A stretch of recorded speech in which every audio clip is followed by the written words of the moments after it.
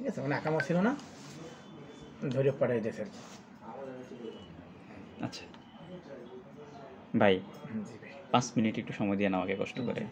5 minute. আপনি যদি বিদেশে যান, আপনি দেশে কত টাকা আয় করতেছেন সব কিছুই বলছেন। আমি বর্তমান 11,000 টাকা ইনকাম করছি। বর্তমান প্রেক্ষাপটে আপনি বিদেশে গেলে আপনি 2.5 লাখ থেকে 4.5 লাখ টাকা যদি আপনার বাজেট থাকে, তাহলে আপনি আরব দেশগুলোতে যেতে পারবেন। বেতন পাবেন 25,000 টাকা বা সর্বোচ্চ 30,000 টাকা। এর বেশি পাইলে সেটা বোনাস হিসেবে ধরে নেবেন, বাট অন অ্যাভারেজ এটাই চলে। আর আপনি যদি 8 লাখ, 8.5 লাখ, 9 লাখ টাকা খরচ করে পূর্ব ইউরোপে যান, বেতন পাবেন 40,000 থেকে 70,000 টাকা। খাওয়াটা কিন্তু নিজের। এখন আপনি 8 লাখ, 8.5 লাখ, 9 লাখ টাকা খরচ করে গিয়ে 40,000 বেতন খাওয়া নিজের, অথবা 70,000 টাকা বেতন খাওয়া নিজের, এটা হিসেব করে আপনাকে যেতে হবে। কারণ একজন লোক গিয়ে 1 লাখ টাকা আয় করতেছে, আপনি শুরুতে গিয়ে 1 লাখ টাকা পাবেন, বিষয়টা কিন্তু তা না। আবার 100 জনে যে 1 লাখ টাকা বেতন পাচ্ছে, বিষয়টা তা না। 100 জনের মধ্যে 98 জনেই কিন্তু আপনার 40,000 থেকে 70,000 টাকাই বেতন পাচ্ছে, হয়তো বা 2-4 জনে 1 লাখ টাকার আশেপাশে বেতন পায়। তাহলে এটা গেল পূর্ব ইউরোপে। আর বাজেট হচ্ছে 8, 8.5 বা 9। সেন্ট্রাল ইউরোপে গেলে, সেনজেনভুক্ত দেশগুলা, ওগুলাতে গেলে আপনার মোটামুটি 10 লাখ থেকে 17 লাখ টাকা বাজেট থাকতে হবে। এখানে আপনার বেতন হবে 80,000, 90,000 বা 1 লাখ টাকা, থাকা কোম্পানির, খাওয়া নিজের। এই সকল দেশেই কিন্তু লোকজন গিয়ে 2 লাখ, 1.5 লাখ, 2.5 লাখ টাকা আয় করে, কিন্তু শুরুতে না। ওই 2 বছর, 2.5 বছর, 3 বছর কঠোর পরিশ্রম করার পরে তারপরে গিয়ে এই স্যালারিটার মুখ দেখে। শুরুতে গেলে বেতন হবে 80,000, 90,000 বা 1 লাখ টাকা। ভিসার দাম 17 লাখ টাকা হইতে পারে, ভিসার দাম 12 লাখ হইতে পারে, আবার ভিসার দাম 10 লাখ হইতে পারে। এগুলো হচ্ছে সেনজেনভুক্ত দেশের ক্ষেত্রে। তাহলে বাজেটটা কি হলো আপনার? 10 লাখ থেকে 17 লাখ টাকা, এরকম বাজেট। এখন ভিসা হওয়ার পসিবিলিটি, ভিসা হওয়ার নিশ্চয়তা কতটুকু কি, এটার দিকে আসলে আপনার ইউরোপের সেনজেনভুক্ত দেশগুলোতে যদি আপনি ট্রাই করেন, আমরা কিন্তু ভিসা দেওয়ার ক্ষমতা রাখি না। আমরা ওয়ার্ক পারমিট এনে আপনাকে এম্বাসি পর্যন্ত 4 মাস, 5 মাস, 6 মাসের ভিতরে পৌঁছায় দিতে পারবো। ভিসা দেওয়া না দেওয়া হচ্ছে সম্পূর্ণ এম্বাসির হাতে। ওরা চাইলে আপনাকে ভিসা দিতে পারে, চাইলে নাও দিতে পারে। এখন যদি কোনো কারণে যদি ভিসা না হয়, তাহলে আপনাকে যে আমি ওয়ার্ক পারমিট এনে এম্বাসি পর্যন্ত পাঠাবো, আপনি এমনি এমনি যাবেন না। আপনার ইন্ডিয়া যাওয়া, আসা যাওয়া খরচ, তারপরে ইন্ডিয়া এম্বাসি ফি দেওয়া, তারপরে ইন্স্যুরেন্স ফি দেওয়া, প্রসেসিং এজেন্ট, ডকুমেন্টেশন রেডি করা, এগুলো মিলে, ইন্ডিয়া আসা যাওয়া, থাকা খাওয়া, ইন্ডিয়ান ভিসা করা, এগুলো মিলে আপনার মোটামুটি কিছু কিছু দেশের ক্ষেত্রে ধরেন 10 দিন, 12 দিন, 15 দিন থাকা লাগে। কিছু কিছু দেশের ক্ষেত্রে কিন্তু 2-2.5 মাস, 3 মাসও থাকা লাগে। তাহলে 1 থেকে 1.5 লাখ টাকা কিন্তু নাই হয়ে যাবে। তাহলে আপনি সাকসেসফুলি আপনার সব ডকুমেন্ট আসার পরেও আপনি এম্বাসি পর্যন্ত গিয়ে আপনি রিফিউজ খেয়ে চলে আসলেন, তাহলে এটা কি হলো যে আপনার ভিসা কিন্তু 100% নিশ্চয়তা দেওয়া যায় না। আপনার আপনি 100% ভিসা নিশ্চয়তা দেওয়া যায় না। আমরা ওয়ার্ক পারমিট এনে 5-6 মাসের মধ্যে আপনাকে এম্বাসিতে পৌঁছাই দিব। এম্বাসি ভিসা দিলে তো আলহামদুলিল্লাহ গুড। তাহলে এই খরচগুলো কিন্তু আমাদের ইনক্লুড প্যাকেজের ভিতরে চলে আসবে। আর যদি এম্বাসি ভিসা না দেয়, তাহলে আমরা আপনার কাছ থেকে অগ্রিম যে টাকাটা নিব সেটা সম্পূর্ণ রিটার্ন দিব। বাট আপনি যে এম্বাসি ফিটি দিচ্ছেন, ইন্ডিয়া আসা যাওয়া, থাকা খাওয়া খরচ, এগুলো আপনার গায়ে অটোমেটিক চলে যাবে। তাহলে ভিসা না পাইলে কিন্তু আপনি ক্ষতিগ্রস্ত হচ্ছেন। তাহলে সেনজেনভুক্ত দেশের ক্ষেত্রে হচ্ছে আপনি ভিসা না হইলে কিন্তু আপনি ক্ষতিগ্রস্ত হচ্ছেন। আর নন সেনজেনভুক্ত দেশের ক্ষেত্রে, যেগুলো আপনার 8 লাখ, 8.5 লাখ বা 9 লাখ টাকা বাজেট থাকতে হবে, এগুলো এম্বাসি ফেস করা লাগে না। ভিসা না হইলে আমরা ট্রাই করবো, ধরেন ওয়ার্ক পারমিট নিয়ে আসবো, এখানে একটা এম্বাসি ফি, একটা খরচ আছে। আপনার ইউরোপের ইমিগ্রেশনের একটা কস্টিং আছে, এম্বাসি ফি আছে, তারপরে আপনার ডকুমেন্ট রেডি করায় এখানে 60-70 হাজার টাকার একটা খরচ থাকে। ভিসা না হইলে 50 আপনার গায়ে যাবে, 50 আমার গায়ে থাকবে। আর ভিসা হইলে সম্পূর্ণ খরচটা ইনক্লুড প্যাকেজের ভিতরে চলে আসবে। এটা হচ্ছে নন সেনজেনভুক্ত দেশের ক্ষেত্রে। আর বেতন হবে 40,000 থেকে 70,000 টাকা। এখন ইউরোপের বিষয়টা হচ্ছে কি দাঁড়াইলো যে আপনার ভিসা হইলো, আপনার যদি ভিসা হয় তাহলে তো আলহামদুলিল্লাহ গুড চলে গেলেন, না হইলে কিন্তু আপনার লস আছে। অন্তত অ্যাটলিস্ট 30,000 টাকা হইলে আপনার লস আছে ট্রাই করলে। আর এটা আপনি নিজেই জানবেন যখন আপনি একটা এম্বাসিতে আপনার একটা বই ঢুকবে, এম্বাসিতে আপনার ওয়ার্ক পারমিট আসবে, এগুলো আপনি জানবেন যে আপনার টাকাটা কোন কোন ধাপে খরচ হচ্ছে, এই আর কি। তো আমরা অ্যাডভান্স সিকিউরিটি মানি যেটা নিব এটা সম্পূর্ণ রিটার্ন দিব, কিন্তু ওই যে খরচের বিষয়টা যেটা ওটা আপনার গায়ের উপরে চলে যাবে। আর নন সেনজেনের ক্ষেত্রে অর্ধেক আমার গায়ে থাকবে, অর্ধেক আপনার গায়ে থাকবে। আর আরব দেশের ক্ষেত্রে কোনো ভিসা না হইলে কোনো টাকা পয়সা লস নাই। এখন আপনি হিসেব করে দেখবেন আসলে আপনি মানে বেতনটা কত পাচ্ছেন, কত লাখ টাকা খরচ করে গিয়ে কত টাকা বেতন পাচ্ছেন। যেহেতু আপনি বাংলাদেশে চাকরি করেন, বিনা ইনভেস্টে আপনি একটা অ্যামাউন্ট পাচ্ছেন। এখন আপনি আবার টাকা পয়সা খরচ করে গিয়ে আপনার পোষাবে কি না এগুলো জেনে বুঝে সিদ্ধান্ত নিয়ে কাজের ক্ষেত্রে কিন্তু যে কোনো ধরনের কাজ করার মন মানসিকতা থাকতে হবে, এই আর কি। এখন ভাই আমি যে বেতন পাচ্ছি, এই বেতন দিয়ে আমি এখন চলতে পারতেছি না। আমার খুবই কষ্ট যাইতে আছে যে চাহিদা মতো কোনো কিছুই হইতে আছে না। মনে করেন 1 মাস পর 2 মাস পর বাড়িতে, এই যে সময় বাড়িতে যেমন যাইতে পারি না, এখন হয়তো ছুটি দেবে, কিন্তু গেলে ওই যে 2 মাস করলাম, 2 মাসের টাকা যায় এক ধাক্কায় শেষ, ঘুমানো থাকতে পারি না। 11,000 টাকা বেতন কী হয় বর্তমানে সমাজে?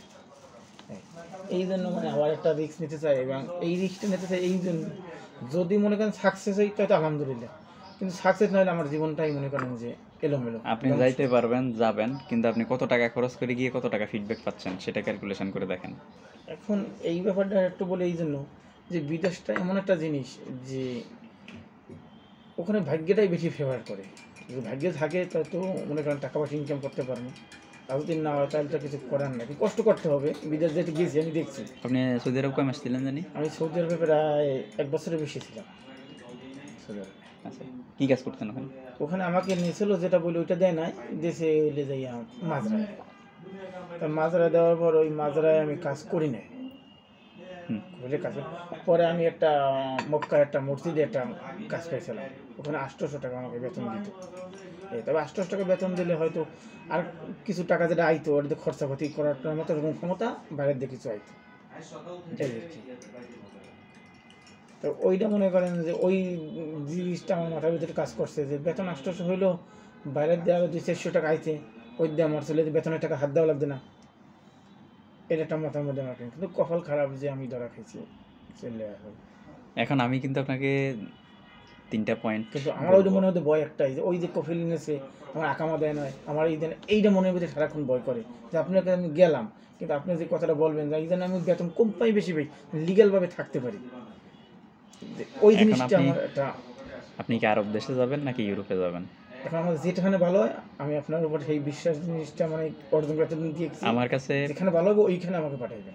বর্তমানে কাতার আছে, কাতারে আমার কাছে ওরা হেল্পার হিসেবে কাজ করাবে। এটা কোম্পানি অনেক বড় কোম্পানি, বেতন দিবে 1,000 রিয়াল। আপনার থাকা খাওয়া কোম্পানির 1,000 রিয়াল বেতন দিবে। কোম্পানিটা অনেক বড় কোম্পানি, অনেক ভালো কোম্পানি, কিন্তু কাজ হেল্পারই করাবে। যে কোনো পজিশনে যে কোনো জায়গায় কাজ করাবে, হেল্পারের কাজ। এটা আগামী মাসে ইন্টারভিউ লাইনে দাঁড়াইতে হবে। যদি টিকেন যাইতে পারবেন, না টিকলে যাইতে পারবেন না। এখানে ওরা 42 বছর পর্যন্ত অ্যালাউ করতেছে, 20 বছর থেকে 42 বছর। আর আমার কাছে সৌদি আরবের আছে, আসলে তুমি ঢুকতে পারবে না। সৌদি আরব আপনি গেছে, তাহলে দুবাইতে ক্লিনার আছে, ইনডোর ক্লিনার, 1100 দেরহাম হলো বেতন। আর থাকাটা কোম্পানির, খাওয়াটা কিন্তু ওই 1100 দেরহামের ভিতরে নিজে খাইতে হবে, খাওয়া নিজের, এই আর কি। আর ইউরোপেরগুলোতে গেলে আপনার বেশিরভাগই আপনার কনস্ট্রাকশন হেল্পার হয়, আর না হয় লোড আনলোড এই টাইপের কাজ বা প্যাকেজিংয়ের কাজ। এই 3টা ক্যাটাগরির কাজ করার জন্য বাংলাদেশ থেকে লোক নিয়ে যায়। তো মোটামুটি এই আর কি অবস্থা। মানে আপনি কী করবেন বলেন? এখন এর ভিতরে কোনটায় গেলে ভালো হবে? এখন আমি তো আপনাকে বললাম যে বেতন যেটা, আপনি কত টাকা খরচ করে গিয়ে কত টাকা বেতন পাচ্ছেন। আমি কিন্তু বিদেশে পাঠাইলে আপনাকে আমি কোম্পানিতে পৌঁছায় দেওয়ার পর আমার দায়িত্ব শেষ। আমি ভিজিট ভিসায় পাঠাবো না, স্টুডেন্ট ভিসায় পাঠাবো না, বিজনেস ভিসায় পাঠাবো না, আমি বৈধ কাজের বিষয়ে পাঠাবো। এবং আপনাকে কোম্পানিতে পাঠাই দেওয়ার পরে আমার দায়িত্ব শেষ। এবং কোম্পানি আপনাকে কি পজিশনে কাজ করাবে, কত টাকা বেতন দিবে, তারপরে কত ঘন্টা ডিউটি করাবে, এটা সম্পূর্ণ তাদের ব্যাপার। বাংলাদেশ থেকে কন্ট্রাক্ট পেপারে যেটা বলে নিয়ে যাবে ওইটা মিল ওখানে থাকতেও পারে, নাও থাকতে পারে। যদি মিল থাকে আলহামদুলিল্লাহ গুড, আর যদি মিল না থাকে তাহলে কিন্তু আমি বাংলাদেশে বসে এটা সমাধান দিতে পারবো না। এটা আপনাকে মেনে নিতে হবে, মেনে নেওয়ার মন মানসিকতা রাখতে হবে যে আমি ধরেন আপনাকে টাকা পয়সা খরচ করে আপনি টাকা পয়সা আমাকে দিয়ে আপনি বিদেশে গেলেন, যাওয়ার পরে আমি যে সব কিছু সমাধান করে দিতে পারবো বা সব কিছু আমি দিতে হবে, ওইটা আশা করে গেলে আমি ফাইল নিব না। কারণ আমি একটা কোম্পানিতে পাঠাই দেওয়ার পর আমি যতই এখান থেকে নিশ্চয়তা দিয়ে পাঠাই, ওখানে যাওয়ার আরব দেশের ক্ষেত্রে আসলে সমস্যা হয় না, কারণ সাপ্লাই কোম্পানিতে লোক না পাঠাইলে ডিরেক্ট কোম্পানিতে পাঠাইলে অন্তত বেতন নিয়ে সমস্যা হয় না, আকামা নিয়ে সমস্যা হয় না। কিন্তু সাপ্লাই কোম্পানিতে গেলে সমস্যা হয়। আর ইউরোপের ক্ষেত্রে সমস্যাটা আমাদের নিজেদের কারণে হয়। আমরা লোকজন যাওয়ার পরে পালাই যায়, দেখা গেছে যে এক দেশে আমরা পাঠাইছি, অন্য দেশে চলে গেছে, আত্মীয় স্বজন আছে, তো লোকজন পালাই যাওয়ার কারণে অন্যান্য লোক যেগুলো কোম্পানিতে থাকে তাদের উপরে কিন্তু একটা ইফেক্ট আসে, অনেক বড় ধরনের একটা সমস্যা হয়। তা আমি বাংলাদেশ থেকে গলাবাজি করে পাঠাইলাম যে আপনি ইউরোপে যাওয়ার পরে কাজ পাবেন, ডকুমেন্ট পাবেন, বেতনও ঠিকমতো পাবেন, কিন্তু ওখানে যাওয়ার পরে আপনার সাথে লোকজন পালাই যাওয়ার কারণে কোম্পানি আপনার রেসপন্সিবিলিটি নিবে না, নিচ্ছে না, বা নিলেও আপনাকে বেতন দিবে না, কাজ করাবে, বা টিআরসি দিলে আপনার কাছ থেকে উল্টা টাকা নিয়ে আপনাকে ডকুমেন্ট করে দিবে। তো এই প্রবলেমগুলো তো আমি সৃষ্টি করি নাই, এগুলোর জন্য আমি ভুক্তভোগী কেন হব? সেজন্য আমি কোম্পানিতে এয়ারপোর্ট থেকে রিসিভ করে কোম্পানিতে পৌঁছাই দিলে আমার দায়িত্ব শেষ। কারণ আমাদের বাংলাদেশের লোকজন কোরআন শপথ করে গিয়ে ইউরোপ গিয়েও থাকে না, অন্য দেশে পালাই যায়। তো এই জিনিসগুলোর কারণে ওই আপনি টাকা খরচ করে যাবেন, আপনাকে ধরে নিতে হবে এডিসি মানে এয়ারপোর্ট ডোর কন্ট্যাক্ট। আমি বৈধ কাজের বিষয়ে পাঠাবো, এয়ারপোর্ট পার হয়ে গেছেন, আপনার নসিব কিসমত। এয়ারপোর্ট থেকে যদি রিটার্ন আসেন এটার দায়ভার আমি নিব। আপনি আমাকে টাকা দিয়েছেন, আমি ভিসার কাজ করে দিলাম, এটার রেসপন্সিবিলিটি সম্পূর্ণ আমি নিব। কিন্তু এয়ারপোর্ট পার হয়ে আপনি নিয়োগকর্তার কাছে পৌঁছাই গেছেন, আর আমি আর কোনো দায়ভার নিব না। এখন যদি 8 ঘন্টায় ডিউটি করাবার কথা বলে নিয়ে যদি 10 ঘন্টা ডিউটি করায়, ওটা আপনার মেনে নিতে হবে।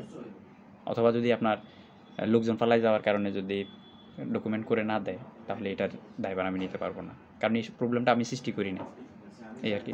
ওটা ঠিক আছে। এই জিনিসগুলো জেনে বুঝে তারপরে তা ভাইয়া ওই আপনি যে মানে লোক তো আর পাঠায়, আপনি তো নতুন না যে আমাকেই নিয়ে শুধু পাঠাইবেন আর কোনো লোক পাঠান না। না না মানে আমি এই কন্ডিশনে কথা বলে আমি ফাইল নিয়ে লোক পাঠাই, নাইলে পরবর্তীতে আমি আপনার কাছ থেকে টাকা নিব।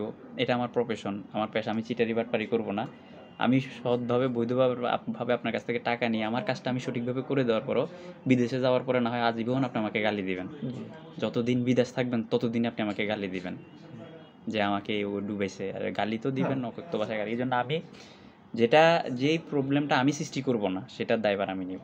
বাট আপনি এয়ারপোর্ট থেকে গেছেন, আপনাকে কোম্পানি রিসিভ করে নাই, আপনি কাজ পাচ্ছেন না, আপনার ডকুমেন্টেশন হচ্ছে না, এগুলোর দায়ভার আমি নিব। কিন্তু লোকজন পালাই যাওয়ার কারণে যদি এই ধরনের প্রবলেম সৃষ্টি হয়, সেটার দায়ভার আমি নিব না। এই হচ্ছে হিসাব। তো এগুলা সব জেনে বুঝে তারপর সিদ্ধান্ত নিয়েন বিদেশ যাওয়ার ক্ষেত্রে। আমি এমন একটা জিনিস যে আমি বেতন 2 টাকা কম পাই, যেন মাসে মাসে বেতনটা ঠিক মতন পাই। এগুলা আসলে এইরকম ভাবে আমি মানে জিনিয়াল ভাবে মানে থাকতে চাই। এগুলা আপনি বিদেশে গেলে এগুলা পাবেন, জেনে বুঝে কোম্পানি দেখে গেলে আপনি পাবেন। পাসপোর্ট অনুযায়ী আপনার বয়স কত? পাসপোর্টটা নিয়ে আসলাম না, নিয়ে আসলাম জন্ম তারিখ কত আপনার? 1996। 96 হইলে আপনার হলো এদিক দিয়ে হলো 96 হলে বেশি না, 28-30-এর নিচে। ঠিক আছে, তা আপনি এখন কি করবেন বলেন? এখন আমি আপনার উপর মনে করেন বিদেশে করে গেছি, মনের ভিতরে ভয়, বুঝছেন, আর যে ওই রকম ভালোভাবে কথা বলছে, মানে কপিল নিজে সৌদি আরব বলে বাংলাদেশে আসছে, আইসা সে নিয়ে গেছে, নিজের হাতেই করে নিয়ে গেছে। তারপরে যাইয়া সে আমাদের বেতন দেয় নাই, আমাদের কথা কাজে যা নিয়েছে তা কিছু করেন, আমার একার না, আরো 4 জন। এখন আপনার আরেকটা জিনিস হচ্ছে, ইউরোপে গেলে আপনার 6 মাস থেকে 1 বছর সময় হাতে নিয়ে মাঠে নামতে হবে। আর আরব দেশে গেলে 2 মাস 3 মাস এরকম সময় হাতে নিয়ে মাঠে নামতে হবে। এটা মানে নিয়ম, আমি চাকরি করতে থাই, এটা আল্লাহ লইয়া দিছি জমা থাক, ওটা নিয়ে আমি কোনো করি না। কিন্তু আমি একটা ভালো পজিশনে, আল্লাহ যদি একটা ভালো একটা পজিশনে যদি নেয় আপনার উচিলায়, আমি এইটা আর কি চাইছি যে ভালো পজিশন বলতে আমি কাজের বিষয়ে পাঠাবো, আপনি গিয়ে কাজ করবেন। আর বেতনের বিষয়টা আমি যেটা বললাম, এখন এগুলাতে আপনার পোষাবে কিনা, এই বেতনে এই ইয়েতে আপনার যদি পোষায় তাহলে আপনি ক্যালকুলেশন করে চিন্তা ভাবনা করে দেখেন এটাও পারতেন যে তোমার বেতন 1 লাখ হইবে 1.5 লাখ হইবে, এটা বলতে পারতেন। না, আপনি আপনার আগে বেতন বলে দিয়েছেন যে আমার বেতন বেতন দিবে আপনার এত হবে, তোমার মন চাইলে ফাইল জমা দাও, নাইলে না, এটা ভালো কথা। আপনার এগুলা পূর্ব ইউরোপের দেশগুলোতে বেতন ধরে আপনার 400 ইউরো, 450, বা 500 অথবা 600 ইউরো, এর বেশি ধরে না। সেন্ট্রাল ইউরোপে গেলেও আপনার ওই 800 ইউরো, 850 ইউরো, 900 ইউরো এর উপরে বেতন ধরে না। এর উপরে পায় ধরেন শত 2-4 জনে পায়, ম্যাক্সিমাম লোকের গল্প এটা। ধরেন আমার পাশের বাড়ির একজন ধরেন হাঙ্গেরি বা ইতালিতে 2.5 লাখ 3 লাখ টাকা আয় করে মাসে। উনি কিন্তু একদিনে এই টাকাটা পাচ্ছে না, উনি 2 বছর 3 বছর 4 বছর পরিশ্রম করার পরে গিয়ে তারপরে গিয়ে এই স্যালারিটার মুখ দেখতেছে বা ওই পজিশনে গিয়ে পৌঁছাইছে। নতুন লোক গেলেই আপনার ওই মনে রাখতে হবে ওইটা যে আমার 1 বছর 1.5 বছর 2 বছর কষ্ট করতে হবে, তারপরে গিয়ে আমি একটা ইয়েতে যাব, একটা পর্যায়ে পৌঁছাইতে পারবো। এবার এটা ভেবে আপনাকে যেতে হয়। ইনস্ট্যান্ট ফিডব্যাক পাইতে চাইলে ইউরোপ টিউরোপ যাওয়ার নাম নিয়েন না, কারণ অনাকাঙ্ক্ষিত অনেক ঘটনা ঘটে যায় ইউরোপের ক্ষেত্রে। যেটা আমি বললাম যে আপনার পাশের লোকজন, একসাথে লোকজন যদি গেম দিয়ে অন্য দেশে চলে যায়, তাহলে এটা সরাসরি ভুক্তভোগী আপনি হয়ে যাবেন। তো এই জিনিসগুলো মাথায় রেখে যেতে হবে যে অনাকাঙ্ক্ষিত অনেক ঝড়ঝাপটা চলে আসে, অনেক বিপদ হয়ে যায় ইউরোপের ক্ষেত্রে, এই আর কি।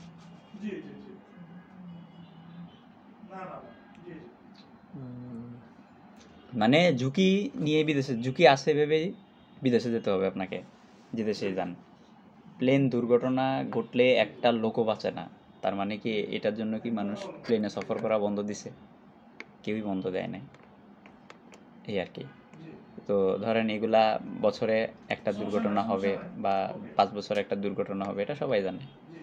জেনে বুঝেই মানুষে প্লেনে সফর করে। বিদেশের বিষয়টা এমন, আপনি বিদেশে গেলে আপনার সাথে ভালো কিছু করতে পারে, মন্দ কিছু করতে পারে, সম্পূর্ণ তকদির, নসিবাত তকদিরের বিষয়, এটা ভেবে আপনাকে যেতে হবে। হয়তো আমরা চিটারি বাটপারি করবো না, আপনার থেকে টাকা নিব, আপনাকে এক কাজের কথা বলে অন্য কাজ দিব না, বা এক ভিসার কথা বলে অন্য ভিসা দিব না, এটাই। কিন্তু ওইখানে যাওয়ার পরে আরও তো গল্প আছে, এই জিনিসগুলো মাথায় রেখে আপনাকে মাঠে নামতে হবে, এই আর কি। না, আমি ওইখানে গেলাম, আমার তো কেউ নাই ওখানে, তো মনে করেন আমাকে লোক রিসিভ করতে হবে, নিতে হবে। এগুলো আমরা পাঠাই, এগুলো আমাদের জিম্মেদারি, এগুলো এয়ারপোর্ট থেকে আমরা রিসিভ করাই, আমরা ইয়ে করি। বিশেষ করে ইউরোপের ক্ষেত্রে আমরা ইমেল অ্যাড্রেস দিয়ে দিই অথবা হোয়াটসঅ্যাপ নাম্বার দিয়ে দিব। আপনার নিয়োগকর্তা, কোম্পানির ম্যানেজার হোক বা কোম্পানির ওনার হোক, সে হয়তো এয়ারপোর্টে আসতে পারে অথবা আপনাকে লোকেশান দিয়ে দিবে, তুমি এখান থেকে ওখানে যাও, ওই রেল স্টেশনে যাও, ওখান থেকে অমুক রেল স্টেশনে আসো, এখানে আসলে আমাকে পাবা, এরকমও হবে। অথবা তারা যদি আশেপাশে হয় নিজেরা এসে রিসিভ করে নিয়ে যাবে, পিক করে নিয়ে যাবে। এগুলো আমরাই রিসিভ করাবো, তবে আপনার মন মানসিকতা থাকতে হবে যে আমি ভিন্ন একটা দেশে যাচ্ছি, আমাকে লোকেশন দিয়ে দিলে আমি ওই লোকেশন অনুযায়ী আমি চলে যাব। যদিও এটা কম হয়, কারণ বেশিরভাগ ক্ষেত্রে আমরা লোক এয়ারপোর্টে এসে রিসিভ করে নিয়ে যায়, এই আর কি। এটা আমরা রিসিভ করাই, এই আর কি। তো ইউরোপে কোন দেশে? এখন ডিসিশন নেবেন আপনি, যাবেন আপনি, টাকা বহন করার আপনার কতটুকু সক্ষমতা আছে না আছে সেটা আমি জানি না। আমি কোন দেশ সাজেস্ট করবো, তবে আপনি আইডিয়া দিতে পারি যে আপনি পূর্ব ইউরোপে যদি যান, সার্বিয়া, মেসিডোনিয়া, মন্টিনিগ্রো 3 দেশ যদি একসাথে ট্রাই করেন, তাহলে এগুলোর জন্য বাজেট রাখতে হবে আপনাকে 8 লাখ, 8.5 লাখ বা 9 লাখ দেশভেদে পূর্ব ইউরোপে। আর সেন্ট্রাল ইউরোপে গেলে আমার কাছে আছে, জি, তাহলে এরকম এটা বাজার থাকলে আমি টাকা পয়সা 3 ধাপে নেই। পাসপোর্টের সাথে একটা অ্যামাউন্ট, পারমিট আসলে আর একটা অ্যামাউন্ট, ভিসার পরে বাকি টাকা। আর যদি কোনো কারণে মিস্টেক হয়, মানে পারমিট আসছে, আমি এম্বাসিতে পাসপোর্ট পাঠাইছি কিন্তু তারা রিজেক্ট করে দিছে, তাহলে আপনার যে টাকা আমি নিছি ওই টাকা রিটার্ন পাবেন। পাসপোর্টের সাথে যে অ্যামাউন্টটা নিছি সেটাও রিটার্ন পাবেন, পারমিট আসার পরে যে অ্যামাউন্টটা নিছি সেটাও রিটার্ন পাবেন। আর ভিসা হয়ে গেল তো আলহামদুলিল্লাহ গুড, বাকি ব্যালেন্স টাকা দিয়ে চলে যাবেন। এখানে আপনার ওই যে পূর্ব ইউরোপের দেশের ক্ষেত্রে আপনার ওয়ার্ক পারমিট আনতে একটা অ্যামাউন্ট খরচ হয়, সেটা আপনার 200 ইউরো হইতে পারে, 300 ইউরো হইতে পারে, 350 ইউরো হইতে পারে এটা। তারপরে আপনার এম্বাসি ফি, ইন্স্যুরেন্স ফি, এগুলো বাবদ ডকুমেন্টেশন রেডি করে, এগুলো বাবদ 60,000, 70,000, 75,000 বা 80,000 এরকম একটা অ্যামাউন্ট খরচ হয় আমাদের। ভিসা না হইলে এটা 50% আপনার গায়ে চলে যাবে, 50% আমার গায়ে চলে আসবে। আর যদি ধরেন এক গ্রুপে যদি 10 জন ট্রাই করাইছি, আপনার 8 জনে ভিসা পাইছে, 2 জনে পায় নাই, তাহলে যে 2 জনের পায় নাই ওই 2 জন কোনো টাকা পয়সা কাটবো না, ওই যে 50% যেটা বলতেছি ওটা হবে না। আর যদি দেখা গেছে 10 জন ট্রাই করছি, 10 জনই ভিসা পায় নাই, তো সেই ক্ষেত্রে তো আমি মোটা অঙ্কের একটা ইয়েতে চলে যাচ্ছি, ড্যামারেজে চলেছি, সেই জন্য অর্ধেক আমার গায়ে যাবে, অর্ধেক ক্লায়েন্টের গায়ে যাবে। আর যদি 10 জন ট্রাই করার পরে 8 জন ভিসা পায়, 2 জন না পায়, তাহলে তো আমি যে 8 জন পাঠাইলে তো আমার কোনো না একটা অ্যামাউন্ট প্রফিট হবে। তাহলে যে 2 জন ভিসা পায় না ওই 2 জন তো এমনিতেই মন খারাপ, তাহলে আমি ওই 2 জনের কাছ থেকে কোনো 50% যেটা কাটার সেটা কাটবো না, যে সম্পূর্ণ টাকায় রিটার্ন। 50% বলতে কি, যে টাকা নিচ্ছি সে টাকার 50% না, ওই যে এম্বাসি ফি, তারপরে আপনার ইন্স্যুরেন্স ফি, ওয়ার্ক পারমিট আনতে যে টাকাটা খরচ হয়, যদি 60,000 খরচ হয় 30,000 আমার, 30,000 ক্লায়েন্টের গায়ে, যদি 70,000 হয় 35,000 আমার, 35,000 ক্লায়েন্টের গায়ে। তবে এটা জানাই দিচ্ছি এজন্য, না হয় পরবর্তীতে যেন মিসআন্ডারস্ট্যান্ডিং না হয়, ভিসা না হইলে পরে উনিও আমার গালি দিবে যে আমার বিদেশ পাঠাইতে পারে নাই, আমার থেকে 30,000 টাকা কাটছে। আর এই টাকাটা হচ্ছে সম্পূর্ণ মানবিক দিক বিবেচনা করে, যদি ক্লায়েন্ট যদি উইলিংলি দেয় তাহলে কাটা হবে, আর যদি ক্লায়েন্ট যদি দিতে না চায়, জোর জবরদস্তি নাই। কোনটা, এই যেটা আপনার ভিসা না হইলে যে টাকাটা কাটা যায় এটা, কারণ একটা ক্লায়েন্ট উনি নিজেও দেখবে যে ওনার পাসপোর্টটা আমি এম্বাসিতে ফেস করাইলাম, এম্বাসিতে পাসপোর্টটা ঢুকাইলাম, এম্বাসি ফি দিলাম, তো এই আর কি উনি নিজে দেখবে। এখানে যে ভাওতাবাজি করে কোনো টাকা পয়সা নেওয়া হবে বিষয়টা কিন্তু তাও না। তো এগুলো হচ্ছে কারণ আমরা অনেক এজেন্সি এগুলো আগে থেকে বলে না বলে মানুষজনের কাছ থেকে পাসপোর্ট জমা নেয়, পরবর্তীতে টাকা পয়সা কাটে, দেখা গেছে যে খরচ করছে 60,000, কাটছে 1 লাখ, পরে এগুলো নিয়ে মন মালিন্যতা হয়, দ্বিধাদ্বন্দ্ব হয়। তো আমার কথা হচ্ছে আমি A to Z সম্পূর্ণ ক্লিয়ারিফাই করে দিব। এখন আপনার যদি ভালো লাগে পাসপোর্ট জমা দিবেন, ভালো না লাগলে জমা দিবেন না, যেন পরবর্তীতে যেন এই যে আমাদের এই আদম লাইনে সম্পর্কটা বা পাসপোর্ট জমা নেওয়া হয় মধুরতা দিয়ে, কিন্তু শেষ হয় তিক্ততা দিয়ে, যেন পরবর্তীতে আপনার কাজ যদি আমি কিসমতে না থাকলে আমি করে দিতে পারবো না, যদি আপনার রিজিকে থাকে ইনশাল্লাহ হবে, যদি বাই চান্স করে দিতে না পারি তখন যেন আপনি যেন আজীবন আমাকে গালাগালি না করেন, এই জন্য আমি কোনো কিছু গ্যাপ রাখতেছি না। আর আরেকটা জিনিস হচ্ছে, আমরা যারা ইউরোপের জন্য কাজ করি, আমরা আপনার 10টা পাসপোর্ট জমা নিলে ফ্লাইট দিতে পারবো 1 জন অথবা 2 জনকে, বাকি 8 জন অথবা 9 জনকে ফ্লাইট দিতে পারবো না। কেন পারবো না?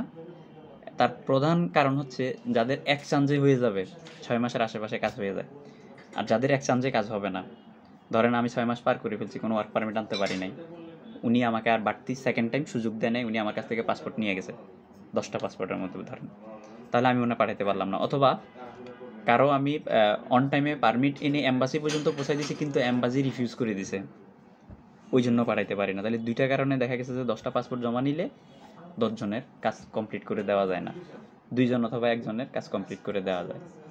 তো হিসাব হচ্ছে যে এটা, কারণ আমরা যদি একটা কোম্পানিতে ট্রাই করলে ভালো মন্দ রেজাল্ট আসতেও কিন্তু 2 মাস, 2.5 মাস, 3 মাস হোল্ড করা লাগে। এখন 2 মাস, 2.5 মাস, 3 মাসের ভিতরে যদি না হয়, আপনার ভালো রেজাল্ট না আসে, তখন আমরা কিন্তু আরেকটা কোম্পানিতে রিঅ্যাপ্লাই করি, যেটা ক্লায়েন্ট জানে না। ক্লায়েন্ট কিন্তু জানে যে আমাকে আজকে পাসপোর্ট জমা দিছে, আজকে থেকেই কিন্তু দিনক্ষণ গণনা শুরু করতেছে, কিন্তু এর মধ্যে কিন্তু আমরা কিন্তু এভাবে চেষ্টা করতে থাকি। তো অনেকেই চিন্তা ভাবনা করে যে ভাই 6 মাস হয়ে গেছে, আপনি তো 6 মাসে কিছুই দিতে পারলেন না, আপনি আর কবে দিতে পারবেন? আপনার প্রতি ভাই আমার আস্থা নাই, বিশ্বাস নাই, ভরসা নাই, আপনি আমার 6 মাসে যেহেতু কিছু করতে পারেন না, আর আপনি কি করতে পারবেন, টাকা পাসপোর্ট দিয়ে দেন। তো এরকমও কিন্তু অনেকের দেখা গেছে যে আমরা পাসপোর্ট টাকা ফেরত দেওয়ার পর ওনার পারমিট চলে আসলে দেখা গেছে যে উনি হয়তো বা অন্য দেশে চলে গেছে, বা বলে যে ভাই যাবো না। তো সেজন্য আমি আগে থেকেই বলে দিই যে আপনার যদি 6 মাস থেকে 1 বছর সময় দেওয়ার মন মানসিকতা থাকে, তবে আমি পাসপোর্ট জমা নিই, আর না হয় আমাকে ডাবল টাকা দিলে আমি নিই না। কারণ এই যে আমরা যেভাবে চেষ্টাটা করি যে একটা কোম্পানিতে ট্রাই করলাম, 3 মাসের মধ্যে কোনো রেজাল্ট না আসলে কিন্তু আরেকটা কোম্পানিতে ট্রাই করতেছি, সেটা আপনি জানেন না, কিন্তু আপনি কিন্তু ওই যে দিনক্ষণ শুরু থেকে গণনা শুরু করতেছেন, তখন কি হচ্ছে, এই যে মিসআন্ডারস্ট্যান্ডিং কারণে আমি যদি আপনার কাছ থেকে 6 মাস থেকে 1 বছর সময় নিয়ে নিই, তাহলে কিন্তু আমি ওই সময়ের ভিতরে আমি কাভারেজ দিয়ে দিতে পারতেছি। অথবা আমি আপনার কাছ থেকে ধরেন আজকে পাসপোর্ট জমা নিলাম, আজকে নিয়ে আমি আজকে কিন্তু ইউরোপে পাসপোর্টটা পাঠাই দিলাম, কিন্তু আমি যে লয়ারের কাছে পাঠাইছি সে হয়তো একটা কোম্পানিতে 20টা রিকোয়ারমেন্ট আছে, সেই 20টা পাসপোর্ট একসাথে করে সে পাসপোর্ট জমা দিবে। আমি আজকে পাঠাই দিয়েছি যে আজকে কাহিনী শুরু না, সে দেখা গেছে যে 20টা পাসপোর্ট বা করতে করতে তার 1 মাস 1.5 মাসও লাগতে পারে, তাহলে সে 1.5 মাস পরে সাবমিট করলো, কিন্তু আমি কিন্তু আজকেই পাঠাই দিছি, এটা কিন্তু আর আমি জানতেছি না। তো এই কারণেও কিন্তু অনেক সময় সময়টা লেগে যায়।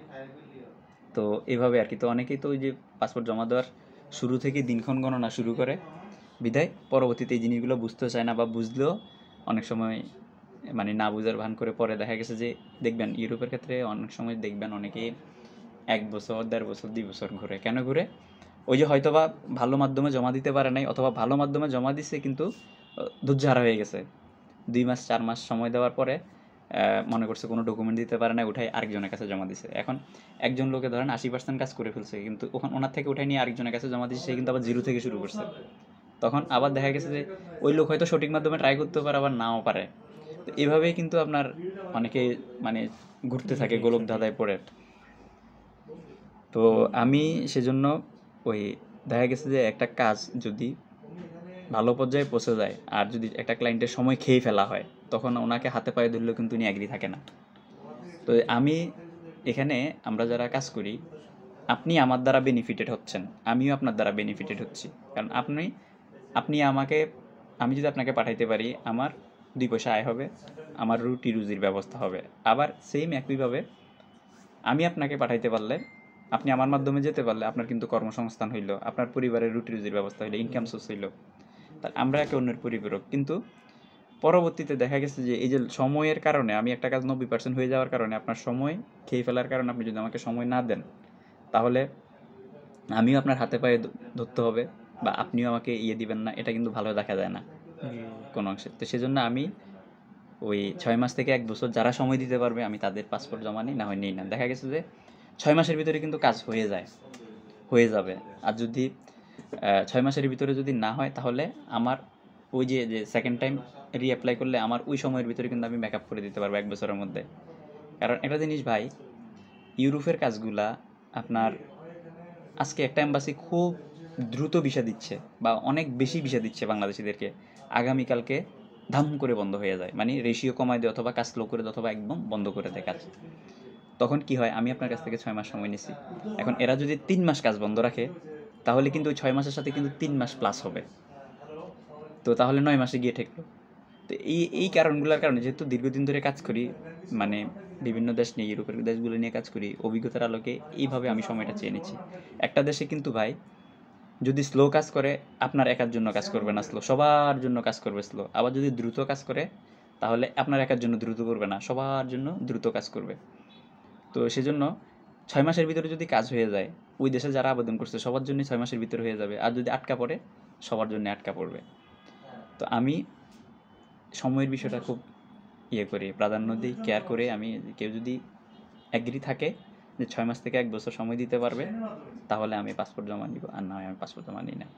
কারণ আপনার যেটা হলো নসিবের কিসমত, আপনি যদি ভিসা পেয়ে যান 6 মাসের মধ্যে যদি অন টাইমে কাজ হয়, তাহলে 6 মাসের মধ্যে পেয়ে যাবেন। আর আরেকটা জিনিস হচ্ছে, আমি চেষ্টা করি যে কোনো সেনজেন দেশ হোক, নন সেনজেন হোক দেশ হোক, 2 দেশ 3 দেশ ঘুরাই মারাইতে। 2 দেশ 3 দেশ ঘুরে মারাইলে সুবিধা কি, আপনার দেখা গেছে যে একটা দেশ স্লো হয়ে গেছে, আমরা আরেকটা দেশে দিয়ে হলে ওনাকে পাঠিয়ে দিতে পারতেছি, ওনার স্বপ্নটা বাস্তবায়ন করে দিতে পারতেছি। আর যদি একটা সুনির্দিষ্ট দেশ ট্রাই করান, তাহলে অসুবিধা হচ্ছে, আপনি ওই দেশটা সুনির্দিষ্ট দেশটা ট্রাই করাইলেন, এটা দেখা গেছে যে ওয়ার্ক পারমিট আসছে, আসার পরে 1 বছর বা 8 মাস 9 মাস এম্বাসি কোনো ডিসিশন দিচ্ছে না, স্লো করে রাখছে, তখন কিন্তু আমরা হ্যাং হয়ে রইলাম। কিন্তু যদি আমি পাশাপাশি আরও 2টা দেশ ট্রাই করি, তাহলে এটা স্লো হয়েছে, এটা যেভাবে আছে সেভাবে পড়ে থাকুক, আমি আরেকটা দেশে দিয়ে কিন্তু আমি কাজটা উঠে দিতে পারতেছি। ওইটা আবার টাকা পয়সা টাকা পয়সা আমাদের ইনক্লুড প্যাকেজ যেটা থাকে ওইটাই। কারণ আমি তো এই যে আপনাকে বললাম, পূর্ব ইউরোপের দেশে গেলে আপনার 8 লাখ 8.5 লাখ 9 লাখ এই বাজারটা থাকতে হবে। আর তখন কি হয়, আমি যে 3 দেশ ট্রাই করব, এটা কিন্তু আমি পারমিশন নিয়ে নিলে সুবিধা কি, যদি একটা দেশ স্লো হয়ে যায়, আমি আপনার কাছ থেকে সেকেন্ড টাইম আর পারমিশন নেওয়া লাগতেছে না, কারণ আমি তো আগেই পারমিশন দিয়ে নিয়ে রাখছি। কারণ অনেক সময় মিসআন্ডারস্ট্যান্ডিং হয় কি, ধরেন আমি সার্বিয়ার জন্য একজনের থেকে পাসপোর্ট নিলাম, কিন্তু সার্বিয়া দেখা গেছে যে কোনো কারণে দেরি হচ্ছে, ডিলে হচ্ছে, তখন ওনাকে যদি আমি অল্টারনেটিভ অন্য দেশের জন্য সাজেস্ট করি বা রিকোয়েস্ট করি, উনি বলবে যে না ভাই, আমি সার্বিয়ার জন্য দিয়েছি, সার্বিয়া যাব, অন্য দেশে যাব না। কিন্তু দেখা গেছে যে আমার সার্বিয়া থেকে আরেকটা দেশের ভালো অপশন চলে আসছে এবং কম সময়ে কাজ হয়ে যাবে, আমি তাড়াতাড়ি পাঠিয়ে দিতে পারবো, এটা আমি বুঝতেছি। কিন্তু উনি হয়তোবা ভাবতেছে যে হয়তোবা আমি সার্বিয়া থেকে এই দেশটা পাঠালে আমার লাভ বেশি হবে, বিধায় আমি ওনাকে এই দেশটার জন্য সাজেস্ট করতেছি। তো এই কারণে কিন্তু অনেক সময় আমরা হতাশ হয়ে যাই, বা কারো একটা কাজ করে দেওয়ার সক্ষমতা থাকলেও, একটা ভালো সুযোগ আসলেও সেটা করে দেওয়া যায় না। তো আমি 3 দেশ যদি পারমিশন নিয়ে রাখি, তাহলে একসাথে 3 দেশ ট্রাই করতে পারবো। পাশাপাশি যদি কোনো একটা নির্দিষ্ট দেশ ট্রাই করি, তাহলে আপনার কোনো একটা নির্দিষ্ট দেশ ট্রাই করলে, যদি দেরি হয়ে যায়, তাহলে অন্য দেশে পাঠিয়ে দিতে পারবো আর কি, উইদিন শর্ট টাইম কাজ করে। জি। ঠিক গেলে এই ইউরোপের মধ্যে আরেকটা কথা, আমি নতুন একজনের কাছে আমার আর কি লোক গেছে একজন, সে কম্বোডিয়া, এটা কি ইউরোপ তো না, এদের সে কোন কাজকর্ম করে বা কিছু জানেন এই সম্পর্কে আইডিয়া এটা? আপনি সৌদি আরবে গেছেন, কাজের বিষয়ে গেছেন, যেটাই হোক যাই হোক আকামা পাইছেন, জি আপনার হয়তো এক কাজের জায়গায় অন্য কাজ হয়ে গেছে, জি কিন্তু আপনি ট্যুরিস্ট ভিসায় কোনো দেশে যদি যান, ওখানে যদি আপনার ডকুমেন্ট না হয়, যদি কোম্পানি খুঁজে না পান, তাহলে কিন্তু ট্যুরিস্ট ভিসার মেয়াদ শেষ হয়ে যাওয়ার পর আপনি অবৈধ। জি এখন আপনার কম্বোডিয়া, ভিয়েতনাম, তারপর আপনার আমাদের এখন কিছু কিরগিজস্তান, কাজাকিস্তান, উজবেকিস্তান, এই টাইপের দেশগুলোতে সব ট্যুরিস্ট ভিসায় লোক নিয়ে যাওয়া হয়। ট্যুরিস্ট ভিসায় নিয়ে আপনাকে কাজ দিবে। এখন কাজ দিবে, ঠিক আছে, কাজ দেওয়া পর্যন্ত ঠিক আছে, যদি কাজ দিতে না পারে তখন কী উপায় হবে? আর আমি যে দেশগুলোর নাম বলছি, এগুলা আমাদের দেশের থেকে এদের অর্থনৈতিক অবস্থা অনেকটা খারাপ। তো এসব দেশে গিয়ে 100-2 জন লোক সফল হয়, বাকি 97-98 জন লোক কিন্তু মানে আফসোস করে, হাই কী করলাম, কেন আসলাম। কারণ আমাদের দেশের একটা জিনিস, আমাদের মাথার ভিতরে একটা জিনিস আমরা চিন্তা করি যে প্লেনে উঠেও ভিন্ন একটা দেশে চলে যাওয়া মানে বিদেশ বিদেশ গেলেই মানে অহরহ টাকা আয় করা যাবে যায়। সেজন্য আমরা যারা আদম ব্যবসায়ীরা আছি, আমরা কোনো একটা দেশের নাম যদি বলি আর যদি একটা উচ্চ বেতনের স্বপ্নের কথা বলি, যে আপনি ধরেন সাপোজ আপনি কম্বোডিয়াতে যাবেন, আপনি গেলে 70-80 হাজার টাকা আয় করতে পারবেন, আপনার 3.5 লাখ টাকা খরচ হবে, আমরা যদি এটা বলি আপনি আর এই 70-80 হাজার টাকা আয় করা যাবে 3.5 লাখ টাকা, তাহলে আমার তো এটাই ভালো।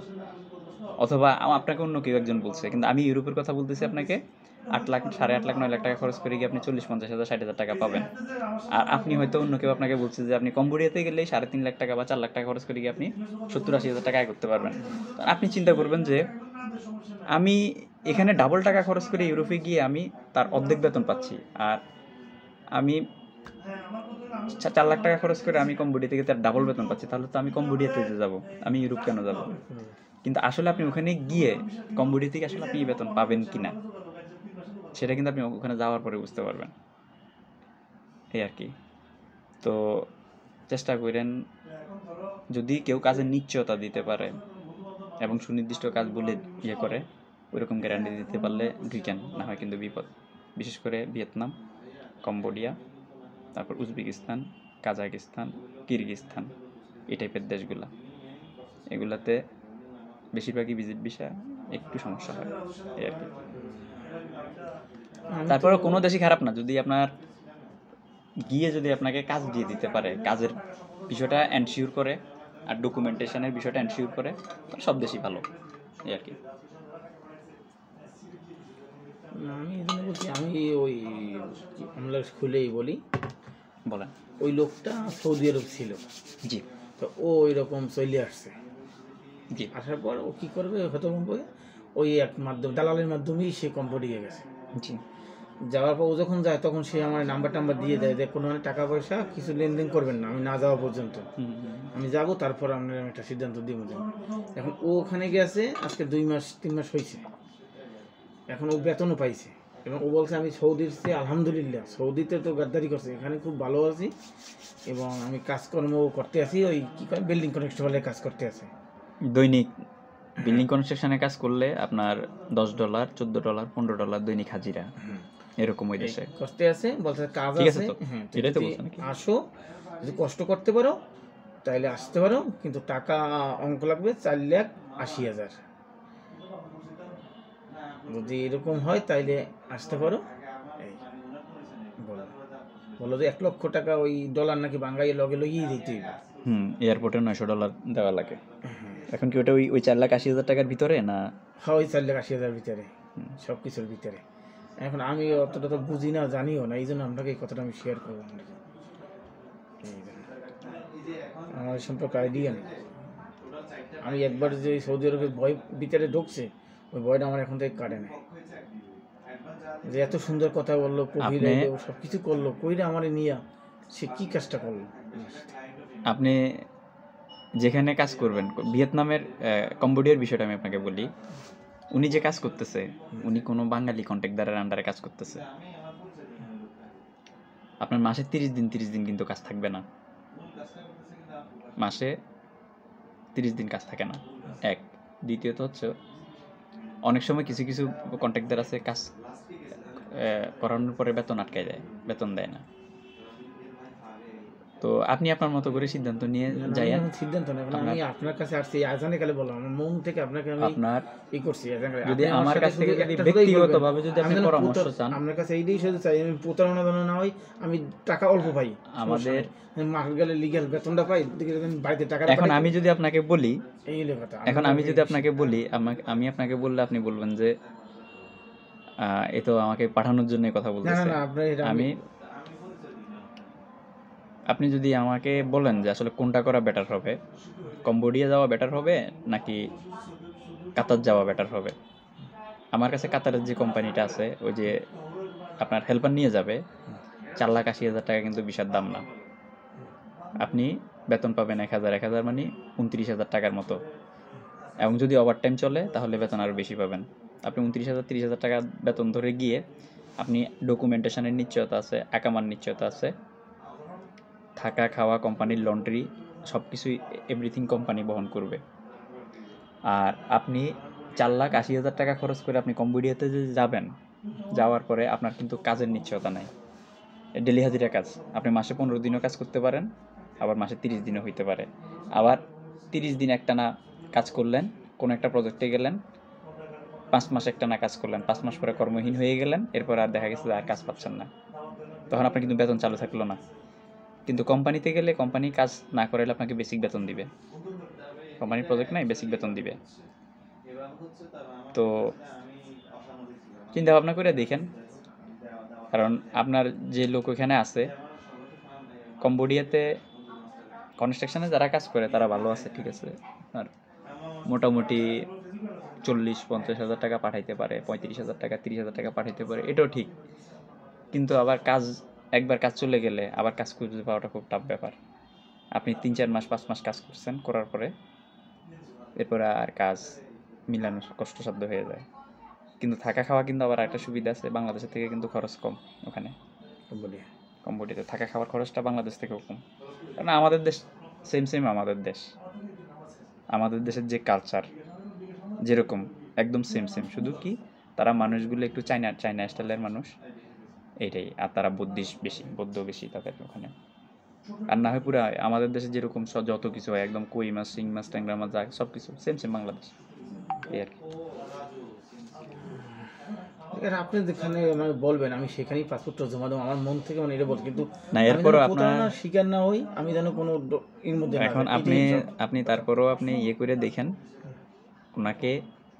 ওনার সাথে ভালোভাবে যদি উনি এনশিওর করেন যে আপনার কাজের বিষয়টা, এনশিওর করলে আপনি যে পার্মানেন্ট কাজ যদি হয়, যে আপনি 365 দিনে কাজ পাইবেন, কাজ করতে পারবেন, তাহলে আপনি ইয়ে করেন,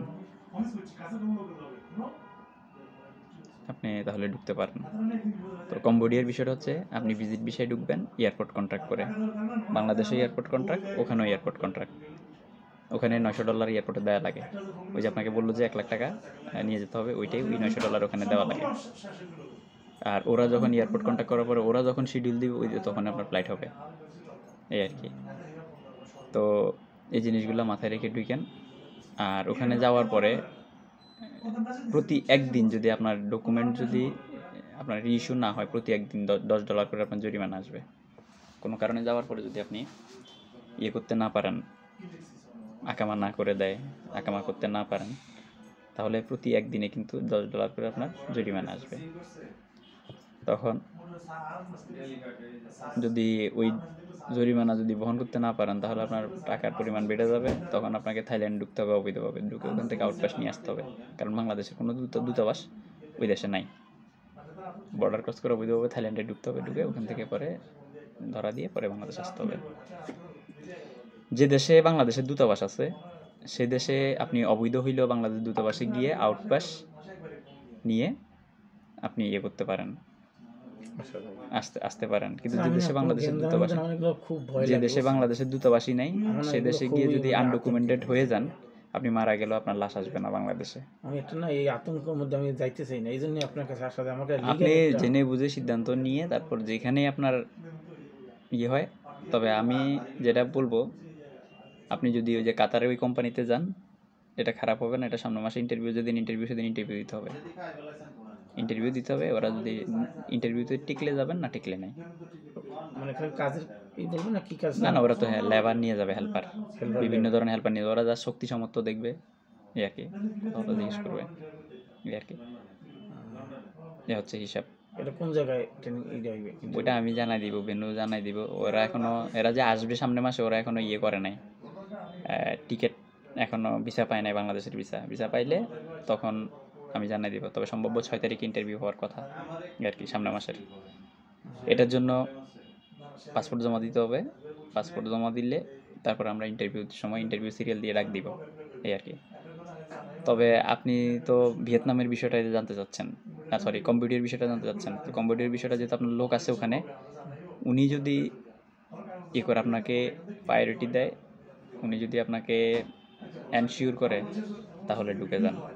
যে ওখানে যাওয়ার পরে ডকুমেন্ট এবং ডকুমেন্টের মেয়াদ শেষ হয়ে গেলে আবার রিইস্যুর বিষয়গুলো, যেহেতু ওখানে ডেলি হাজিরা কাজ নিজেরটা নিজে করা লাগে, আপনি নিজের টাকা নিজে খরচ করে ডকুমেন্ট রিইস্যু করবেন, এই আর কি।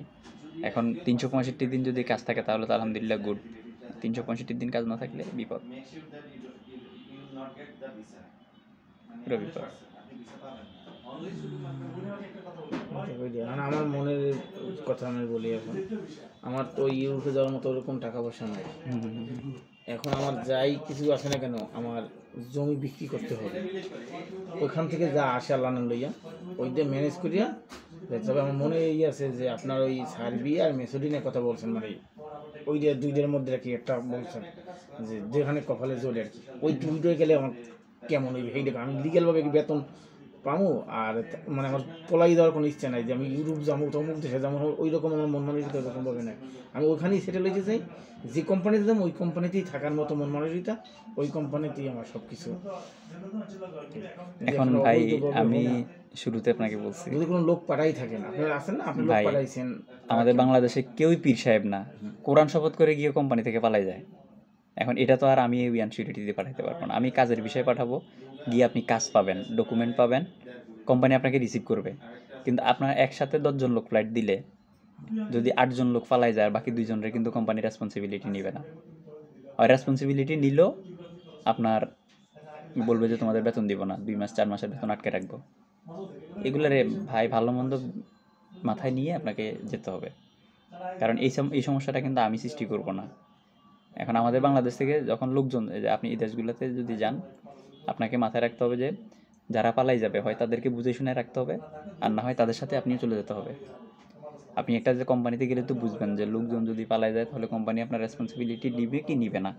যদি দেখেন যে রেসপন্সিবিলিটি নিবে, যে অন্য লোক পালাই গেলেও সমস্যা না, আপনি ভালো কাজ করতেছেন, আপনাকে পছন্দ করতেছে, আপনাকে সে রাখবে, তাহলে থাকবেন। আর না হয় অন্য লোক চলে গেলে অন্য লোকের সাথে আপনার চলে যেতে হবে।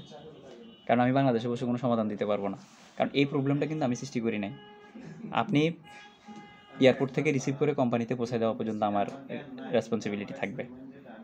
কোম্পানিতে পৌঁছে দেওয়ার পর আর আমার কোনো রেসপন্সিবিলিটি থাকবে না, কারণ আমি এটা নিবও না, কারণ এগুলো নিলে সমস্যা আছে। আমি এখানে অনেকগুলো ছবিটা আমার এখানে টানানো আছে, দেখেন 100-এর উপরে ছবি আছে। আমি কিন্তু অনেক লোক বিদেশে পাঠাইছি, তবে 100-এর উপরে ছবি আমি এখানে রাখছি। এগুলো বিভিন্ন সময় বিভিন্ন ইয়ের কারণে, কাহিনী হওয়ার কারণে। আমি একটা লোক বিদেশ পাঠাইছি, আপনার 18 মাস পরে কোম্পানির সাথে তার ভেজাল হয়েছে, কোম্পানি দেশে পাঠিয়ে দিবে, সে আমাকে প্রেশার দিচ্ছে 18 মাস পরে। কিন্তু 18 মাস বরাবর বেতন পাইছে, সব কিছু ঠিক আছে। তো আমি যদি শুরুতেই যদি তাকে বলে দিতাম যে তুমি কোম্পানিতে নিয়োগকর্তার কাছে পৌঁছাই গেছো, আমার দায়িত্ব শেষ, তাহলে কিন্তু আর 18 মাস পরে সে আমাকে এই পেনটা দিতে পারতো না। আমি আরেকজন লোক পাঠাইছি, আপনার কোম্পানি নেওয়ার পরে তাকে লোড আনলোডের কাজে দিছে, হেল্পার হিসেবে পাঠাইছি, আমাকে যথেষ্ট প্রেশার দিছে। আমার কাছ থেকে কিছু টাকা নেওয়ার জন্য আর কি, কিছু টাকা নিয়ে গেছে। যে পরিমাণ টাকা নিয়ে গেছে আমি তাকে বিদেশ পাঠাই, ওই পরিমাণ টাকা আমি প্রফিট করি নাই, কিন্তু তার থেকে 6 গুণ টাকা বেশি নিয়ে গেছে। নেওয়ার পরে সে আজকে 3 বছর ওই কোম্পানিতে কাজ করে, এখন আর তার কষ্ট হয় না। আমি কি কারণে, এই যে কোম্পানিতে পৌঁছায় দেওয়ার পরে যে দায়িত্ব শেষ, আমি আর রেসপন্সিবিলিটি নিব না। কি জন্য আমি এটা করতেছি? কারণ পরবর্তীতে লোক যাওয়ার পরে প্রবলেম করে, একজন লোক এখানেই ছবি আছে, আমি দুবাইতে পাঠাইছি, পাঠানোর পরে কোম্পানি তার 3 দিনের অ্যাবসেন্ট করছে। এটা হলো তার ব্যাপার, সে কোম্পানিতে যাওয়ার পরে কোম্পানি 3 দিনের অ্যাবসেন্ট করছে, এটা তো সে তার সুপারভাইজারের সাথে কথা বলে সেটা অ্যাডজাস্ট করবে। এই 3 দিনের অ্যাবসেন্টের 3 দিনের হাজিরা আমাকে দেওয়া লাগছে। তারপর পরিবার আমাকে ঝামেলা করছে যে আমি পাঠাইছি হাজির, ও ডিউটি করছে, ডিউটি করে কেন 3 দিন অ্যাবসেন্ট হইলো, এই 3 দিনের বেতন আমার কাছ থেকে নিয়ে গেছে। তো সেজন্য আমি এগুলো আমি ভুক্তভোগী হইতে হইতে আমি এখন লোক পাঠাইলে আমি ওটা বলি যে কোম্পানি থেকে, আমি এয়ারপোর্ট থেকে কোম্পানিতে পৌঁছাই দিব, তো আমার দায়িত্ব শেষ। এখন কোম্পানি যদি 8 ঘন্টার ডিউটির কথা বলে 10 ঘন্টার ডিউটি করে সেটা মেনে নিতে হবে। কোম্পানি এক কাজের কথা বলে যদি অন্য কাজ করে সেটা মেনে নিতে হবে, কারণ আমি বাংলাদেশ থেকে সেটা সমাধান দিতে পারবো না, আমি সমাধান দিব না। কারণ এখানে দেখা গেছে যে আমাদের অনেক মাম্মি ড্যাডির পোলাপান যায় বিদেশে, ধরেন সারাদিন মোটরসাইকেলে তেল উড়াইছে, 10 ঘন্টা 12 ঘন্টা ডিউটি করতে অভ্যস্ত না। বিদেশ যাওয়ার পরে যখন 10 ঘন্টা 12 ঘন্টা ডিউটি হয় তখন কান্নাকাটি শুরু করে। আর মা বাবাও তখন বলে যে বাবা বাচ্চা থাকলে অনেক টাকা আয় করতে পারবি, দেশে চলে আয়। এখন একটা লোক বিদেশ যাওয়ার পরে 1 সপ্তাহের মধ্যে যদি দেশে চলে আসে, সালিশ দরবার বসলো, 10 জন লোকে বসবে যে ভাই আপনি ব্যবসা বাণিজ্য করেন, আপনি টাকা আয় করতে পারবেন। ও তো বিদেশ গিয়ে চলে আসছে, ও তো পুরো ভুক্তভোগী, 1 টাকা আয় করতে পারে নাই। আপনি অন্তত মানবিক দিক বিবেচনা করে 1 লাখ টাকা দেন। তো এটা 10 জন লোকে যদি রিকোয়েস্ট করে তাহলে ওটা কিন্তু না মানে কোনো উপায় নাই। তো সেজন্য আমি এটা কোম্পানিতে যাওয়ার পরে আমি কোম্পানি পাইয়ে দিলাম, কাজ দিলাম, সব কিছু দিলাম, তারপরে সেই লোক দেশে ফেরত আসার কারণে আমি কেন এটার ভুক্তভোগী হব? আমি তো চিটারি বাটপারি করি নাই। এরকম অনেক ঘটনা ঘটে। এই জন্য আমি যে কোম্পানিতে পৌঁছায় দেওয়ার পর আমার দায়িত্ব শেষ, কারণ এগুলো অনাকাঙ্ক্ষিত ঘটনা ঘটে। যেন একটা লোকে যেন আমি বিদেশ লোকে পাঠিয়ে দেওয়ার পরে, একটা লোককে বিদেশ পাঠিয়ে দেওয়ার পরে যেন আমি ভুক্তভোগী হইতে না হয়। যে আমি আপনাকে প্রায় ধরেন আধা ঘন্টা কি প্রায় 40-50 মিনিটের মতো আপনার সঙ্গে আমি কাউন্সিলিং হচ্ছে, কথা বলতেছি। এগুলো মূলত আমি আপনাকে বিদেশ পাঠানোর পরও যদি আপনি আমার মাধ্যমে যান, যেন আপনি যেন আমাকে প্রেশারাইজ করতে না পারেন, গালাগালি করতে না পারেন। আমি ভালো মন্দ কিন্তু সব ক্লিয়ার কাট আপনাকে কথাগুলো বলতেছি। আপনি পাসপোর্ট আমাকে জমা দেন বা না দেন সেটা আমার বিষয় না। আমি কিন্তু আপনাকে পাসপোর্ট জমা নেওয়ার জন্য কথাগুলো বলতেছি না। আপনি এই জিনিসগুলো জেনে বুঝে তারপর সিদ্ধান্ত নেবেন, কারণ আপনি পরবর্তীতে যেন বিদেশ যাওয়ার পরে যেমন ধরেন আপনি এখন বাংলাদেশে বিনা ইনভেস্ট একটা অ্যামাউন্ট পান, আপনি 8 লাখ 9 লাখ টাকা খরচ করে গিয়ে আপনি এখন সাপোজ 10,000 টাকা বেতন পান, কিন্তু আপনি 8 লাখ খরচ করে গিয়ে আপনি বেতন পাচ্ছেন আপনি 40,000 টাকা। তাহলে আপনি এটা আপনার জন্য হিতে বিপরীত হয়ে যাবে যে আমি তো বিনা ইনভেস্টেই বাংলাদেশে 10-15,000 20,000 টাকা পাইতাম, আমার এখন 8 লাখ টাকা খরচ করে এসে আমি 40,000 টাকা বেতন পাচ্ছি, তাহলে আমার লাভ কী হইলো? আমার তো কোনো লাভ হইলো না। তখন আপনি রিয়েলাইজ করতে পারবেন, বাট আপনার কিছু করারও থাকবে না তখন। না না পারবেন ওখানে করতে, না পারবেন বাংলাদেশে আসতে। তো আমি শুরুতে আপনাকে বলছিলাম যে আপনি কত টাকা ইনভেস্ট করে গিয়ে কত টাকা ফিডব্যাক পাচ্ছেন সেটা চিন্তা ভাবনা করে তারপর মাঠে নামেন, তাহলে আর হতাশায় ভুগবেন না। আর আরেকটা জিনিস হচ্ছে, বিদেশের জন্য আপনি যদি লাইন দেন, পাসপোর্ট টাকা পয়সা জমা দিলে আপনি চাকরি বাকরি ব্যবসা বাণিজ্য যাই করেন কোনো কিছু ক্লোজ করা যাবে না, কারণ যতক্ষণ পর্যন্ত পাসপোর্টে ভিসা না লাগবে ততক্ষণ পর্যন্ত কোনো কিছুই কিছু না। যদি পাসপোর্টে যখন ভিসা লাগবে তখন এবার আপনি অর্ধেক ক্লোজ করবেন, 50% বিদেশ নেওয়ার প্রস্তুতি নেবেন। আর যেদিন আপনার টিকিট হয়ে যাবে সেদিন 100% ক্লোজ করবেন, কারণ ভিসা লাগার পর অনেক সময় ফ্লাইট ওঠে না। আবার ফ্লাইট উঠলেও কিন্তু অনেক সময় লোক এয়ারপোর্ট থেকে রিটার্ন আসে, সে দেশের এয়ারপোর্ট থেকে রিটার্ন আসে, ইউরোপের এয়ারপোর্টগুলো থেকে। তাহলে আপনি চাকরি বাকরি করলেও আপনি ছুটি নিয়ে যেতে হবে, যদি কোনো কারণে রিটার্ন আসেন যেন এসে চাকরিতে জয়েন দিতে পারেন। আর যদি ঢুকে যান তখন ফোন দিয়ে বসে বলবেন বস আমি তো এভাবে আগাম গঠাই দিয়েছি, চলে আসছি, দোয়া করেন। তাহলে চাকরিটা, কারণ ইউরোপটা হচ্ছে এরকম গোলক দাদা, প্রতিটা টার্নিং পয়েন্টে পয়েন্টে গোলক দাদা, এ হচ্ছে হিসাব। আপনি জেনে বুঝে তারপরে সিদ্ধান্ত নিয়েন, কারণ এটা খুবই সেন্সিটিভ, বিদেশটা হচ্ছে খুবই সেন্সিটিভ। যদি ইনস্ট্যান্ট ফিডব্যাক চান তাহলে ইউরোপ যাওয়ার দরকার নেই, আরব দেশে চলে যান। 4 লাখ 4.5 লাখ টাকা খরচ করে আপনি যে টাকা আয় পাবেন, বা 2 লাখ 2.5 লাখ 3 লাখ টাকা খরচ করে যে টাকা আয় করবেন, ওই 8-9 লাখ টাকা খরচ করে ইউরোপে গিয়ে কিন্তু সেই টাকার কাছাকাছি বা তার থেকে একটু কম একটু বেশি আয় করতে পারবেন। এই জন্য যদি ইনস্ট্যান্ট ফিডব্যাক না চেয়ে উন্নত ভবিষ্যৎ চান, যেমন আপনি আরব দেশে গেলে 8-10 বছরে কিন্তু পাসপোর্টের মালিক হতে পারবেন না, কিন্তু এই 8-10 বছর যদি আপনি ইউরোপের মাটিতে অতিবাহিত করেন, আপনি কিন্তু একজন পাসপোর্টধারী হয়ে যাবেন। আপনার ভ্যালুটা কোথা থেকে কোথায় চলে যাবে, এই জিনিসগুলা জেনে বুঝে এই জন্য তো আপনার তারপরে সিদ্ধান্ত দিয়ে। মনে করেন যে আমি তো এতদিন ভাবছি এই জন্য আপনাকে চাচ্ছি যে আপনি যে কথা বলবেন যে এই দেশে গেলে ভাই তোমার ভালো হবে, ভবিষ্যতের জন্য কিছু করতে পারবা। এই এখন ভালো তো হবে, কিন্তু ওই যে আমি নেগেটিভ পজিটিভ সব কিছু উপস্থাপন করলাম যে মন্দিরে গেলে কি হবে, মসজিদে গেলে কি হবে, প্যাগোডায় গেলে কি হবে, গির্জায় গেলে কি হবে। এখন আপনি কোনটার লোক, আপনি কোনটায় যাবেন, কোন রাস্তা চুজ করবেন সেটা আপনার। আমি মুদ্রার এপিটোপিট দেখিয়ে দিলাম, এই আর কি। এখন হচ্ছে ইউরোপ